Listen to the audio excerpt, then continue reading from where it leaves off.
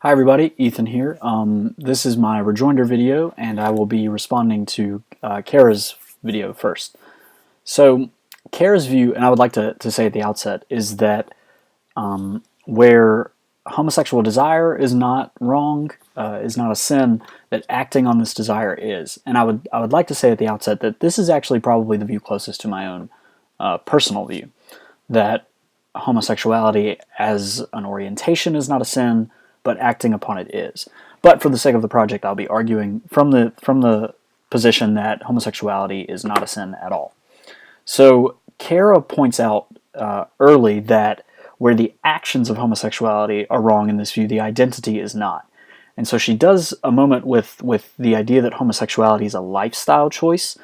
And I would ask here, and I'm not ready to make exactly a claim, but I would ask us to reckon with queer theory and LGBTQ theorists and Judith Butler and all these folks and the sexual revolution who begin to suggest that actually, as opposed to heterosexual sexuality, homosexual people are in fact identifiable. That is to say that they find their identity in some sense in their sexuality.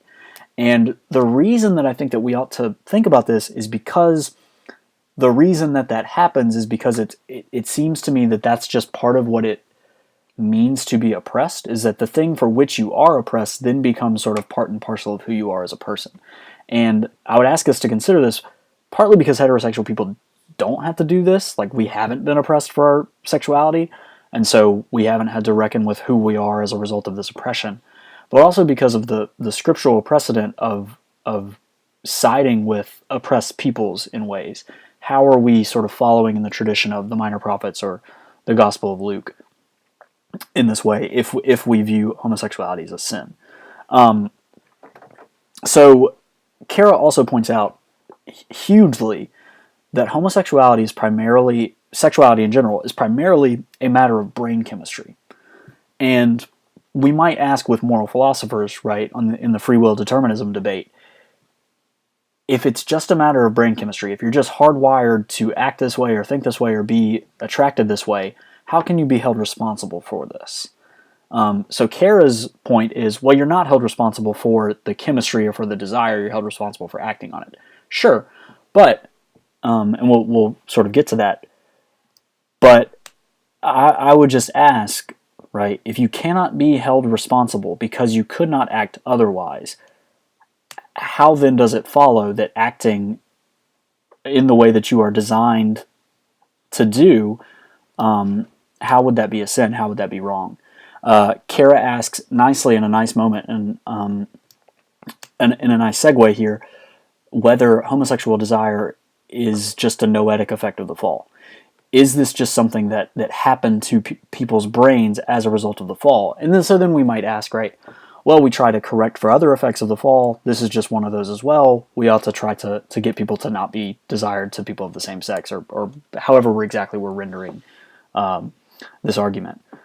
But again, right, if it's just an effect of the fall, is that necessarily something that's sinful? Right, we think about the other effects of the fall that we don't deem sinful, they're just effects of the fall. Kara asks somewhat crucially, did the homophobic culture influence the writings of Scripture? That's sort of her next question. And so she points to Leviticus 18, verse 22, which I also did in my position video. Then she goes to Leviticus 20:13. And I would ask hermeneutically with William Loader, is it possible that where these passages talk about you shall not lie with a man as a woman, or a man should not lie with a man as he does a woman or as he would a woman, is the sin that is being prohibited here the homosexual action, or is it the acting like a woman? So again, we might think of the blurring of categories and identities and things like this. Kara then moves to 1 Kings 22, and sort of in conjunction with Romans 1, 26 and 27, which I also talked about, where sodomites are equated to male prostitutes. And Kara says, well, this violates the marriage covenant. And I would say, yes, it absolutely does. But the reason that it's violating the marriage covenant is because of the prostitution aspect, not because of the homosexual desire, right? If we follow Matthew Vines in saying that gay people can be married, then acting in accordance with their desires doesn't mean that they've violated the marriage covenant. And Kara nicely, I think, points out here the problem of love. If two people are loving one another, if they're committed to one another in this covenant way that God represents with his people, that he commands for his people, if two gay people are willing to make this commitment and love each other in these ways, how do we deem that wrong? How does it not, in a sense, illustrate, embody the marriage covenant that God desires for his people? Kara's normative move, right, which you have to take in this position, is that gay Christians are left with the option of celibacy. I would ask, wholly? Only? Are there any other options? Again, we think of Wesley Hill here. She points to Paul's example. We might even think about Jesus. And she says that it is possible to refrain from life without a partner.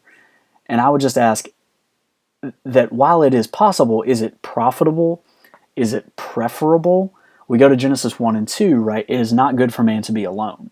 If it's not good for man to be alone, how then are we telling gay people, well, God's design for your life is that you be alone?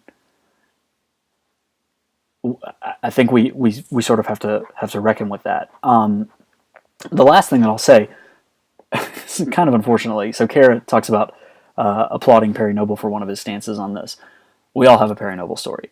Mine is not so positive. I was at Clemson FCA watching Perry Noble speak, and he's talking about when members of his church come to him with specific sins with which they're struggling. And he said, I get somebody, they say, Pastor, I'm struggling with pornography. And he says, okay, all right, well, we can deal with that. We can address that. We can overcome it.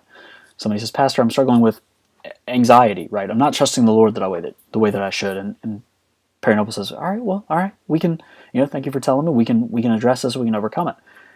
And somebody comes to me and says, Pastor, I'm struggling with same-sex desire.